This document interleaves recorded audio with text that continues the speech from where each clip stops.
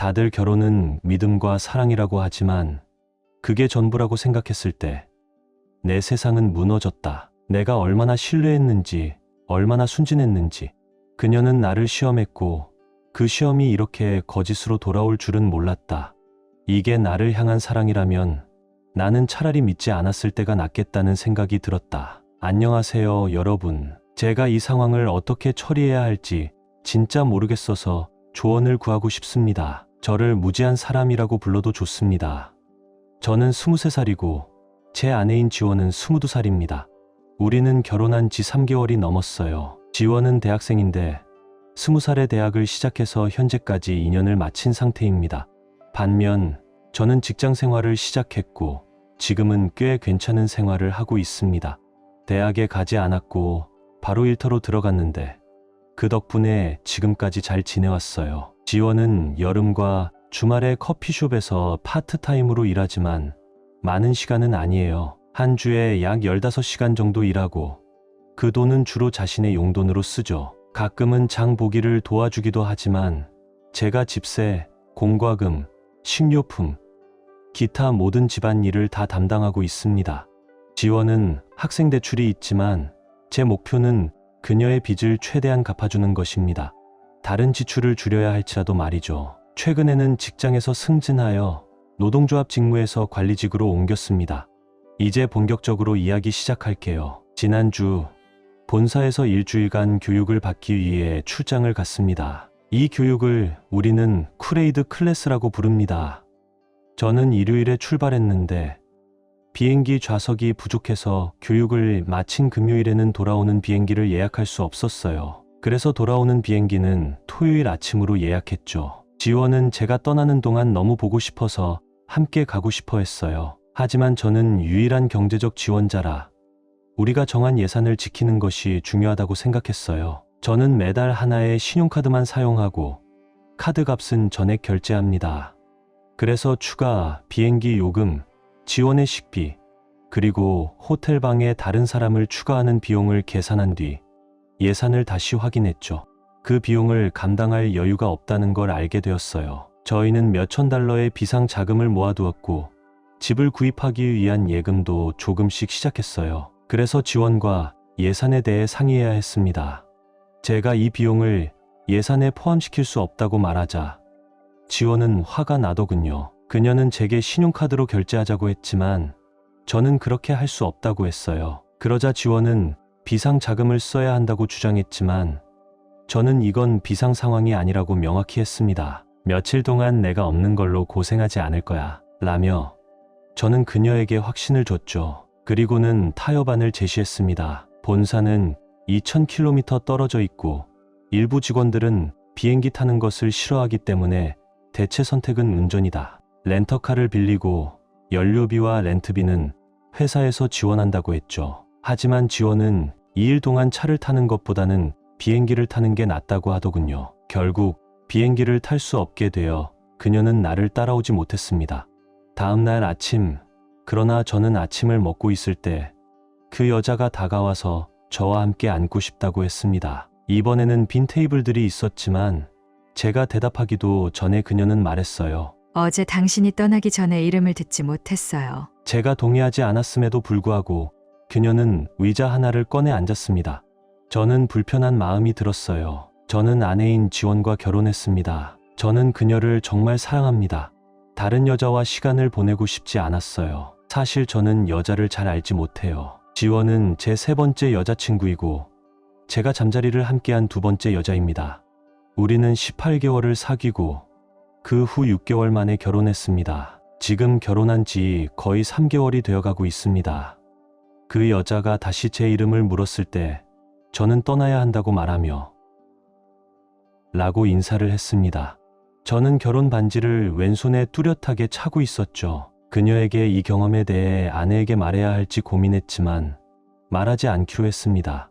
그래서 점심시간에 아내를 만났을 때 그 이야기를 하지 않았어요. 그 후 호텔로 돌아와서 엘리베이터를 탔고 문 닫기 버튼을 눌렀어요. 문이 닫히려던 순간 문이 멈추더니 그 여자가 엘리베이터 안으로 걸어 들어왔습니다. 저를 보고 그녀는 밝게 웃으며 이게 누구야라고 외쳤어요. 그녀는 4층 버튼을 눌렀고 엘리베이터가 움직이기 시작할 때 이렇게 말했어요. 아직도 당신 이름을 모르겠네요. 우리 같이 한잔 어때요? 서로 더 알게 되면 좋을 것 같아요. 그녀의 머리는 아름다웠고 메이크업은 자연스러웠지만 저는 그녀의 메이크업보다는 그녀가 웃으며 저를 기다리는 모습에 집중했어요. 엘리베이터가 멈추고 3층에 도착했을 때 저는 그녀에게 금반지를 보여주며 죄송하지만 저는 결혼한 사람입니다. 초대해 주셔서 감사하지만 좋은 저녁 되세요라고 말하고 급히 제 방으로 향했어요. 그녀가 따라오지 않기를 바라며 방으로 들어가고 나서 복도를 다시 한번 살펴봤습니다.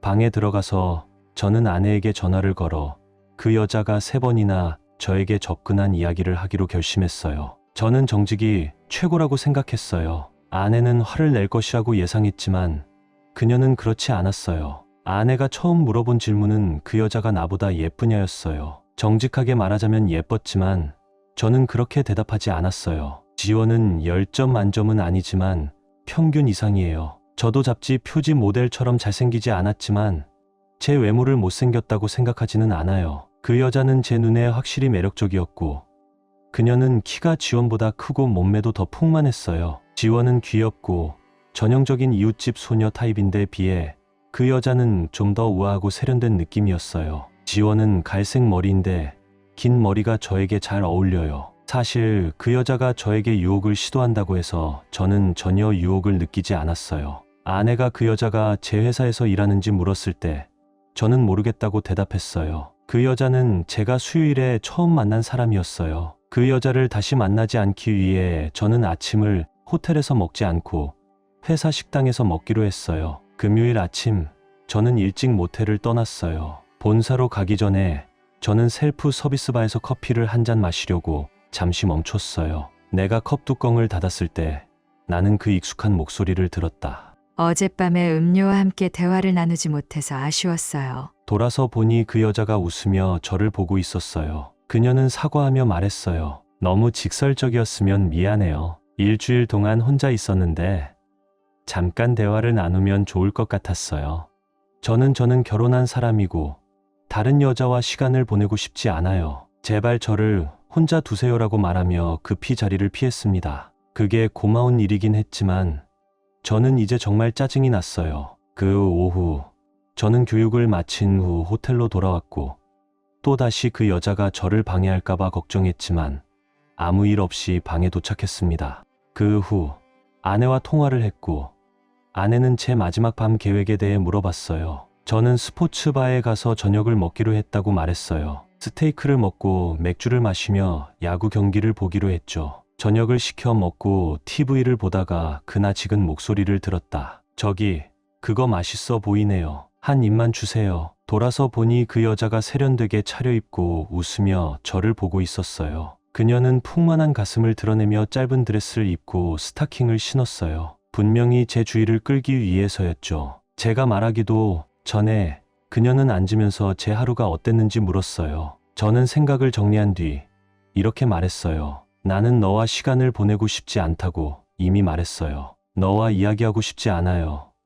내 이름이 뭐든지 상관없어요. 그녀는 수잔이라고 대답하며 손을 내밀었어요. 저는 그 손을 잡지 않았어요. 그저 조용히 밥을 먹고 싶고 나를 혼자 두면 좋겠어요라고 말했죠. 그녀는 잠시 찡그리다가 웃으며 말했어요. 그냥 한 잔만 마시자.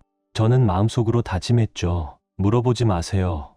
내가 물어보지 않아요. 내가 물어볼게요. 너희는 원하시면 나랑 데이트할 수 있어요? 그녀는 음료를 주문하고 잠시 자리를 비우겠다고 말했어요. 저는 지갑을 꺼내어 저녁값을 내고 서둘러 밖으로 나갔어요. 스테이크는 바에 두고 왔어요. 저는 호텔로 돌아와서 화가 났어요. 첫째, 내 스테이크를 못 먹었고, 둘째, 영수증을 안 받았기 때문에 회사를 위해 지불해야 할 금액을 제출할 수 없었어요. 저는 스테이크를 집으로 가져가려고 박스를 요청할 수도 있었지만 그녀가 돌아오기 전에 도착할 수 없을 것 같았어요. 호텔에서 햄버거를 받아 먹고 방에서 혼자 먹었어요. 그것도 회사에서 지불한 거죠. 저는 잠자리에 들기 전에 아내에게 전화해 저녁이 엉망이었음을 말했어요. 그녀는 사과하며 내일 집에 오면 맛있는 점심을 준비해준다고 약속했어요. 한 가지는 인정해야겠어요. 지원은 정말 잘 요리해요. 그녀는 주당 몇 시간만 일하기 때문에 요리,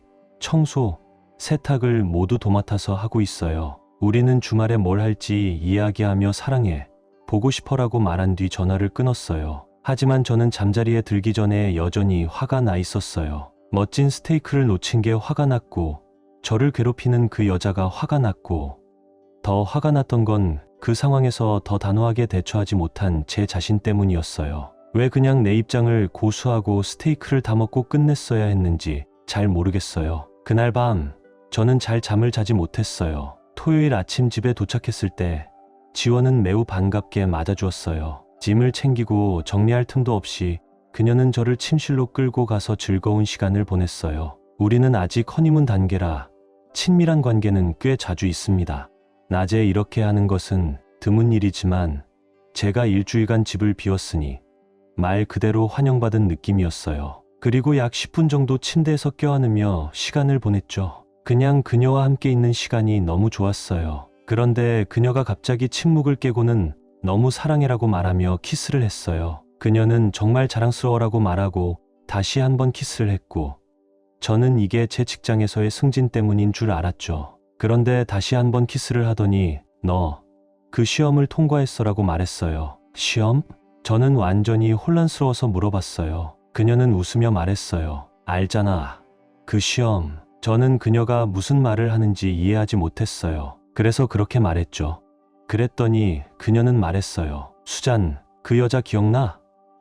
너 그 여자랑 시험을 통과한 거야. 저는 완전히 혼란스러워졌어요. 저는 침대에서 일어나 팔꿈치를 지탱하며 그녀에게 설명해달라고 했어요. 그녀는 자기 자신이 자랑스러운 듯 웃으며 말했어요. 수잔은 내가 있는 호텔에 있었어요. 내가 부탁했거든. 지원은 계속해서 말했어요. 그녀가 나보다 예쁜 거 알아. 그리고 나는 내가 전혀 관심 없다는 걸 알았어. 그래서 내가 나를 테스트해보게 만들고 싶었어. 저는 그동안 그녀가 한 말을 이해하려고 했어요. 지원은 몸을 숙여 저에게 다시 한번 키스를 하고는 침대에서 일어나 화장실로 향했어요. 그녀는 화장실 안에서 저에게 말을 걸었지만 저는 듣지 않았어요. 이건 시험이 아니라 설정이었어요. 저는 그녀에게 이렇게 설정을 하게 된 것에 대해 불쾌하다고 말했어요. 이건 단순한 시험이 아니었어요. 지원이 침실로 돌아오자 그녀는 침대 위로 올라와서 걱정하지 말라고 했어요. 너는 죽었고 나는 그게 너무 자랑스러워. 그녀는 다시 저에게 키스를 하려 했지만 저는 밀어냈어요. 저는 화가 났어요. 저는 그녀에게 물었어요. 그 여자는 누구였어? 그녀는 내가 어떻게 알았고 왜 내 호텔로 와서 나를 시험하려 했어?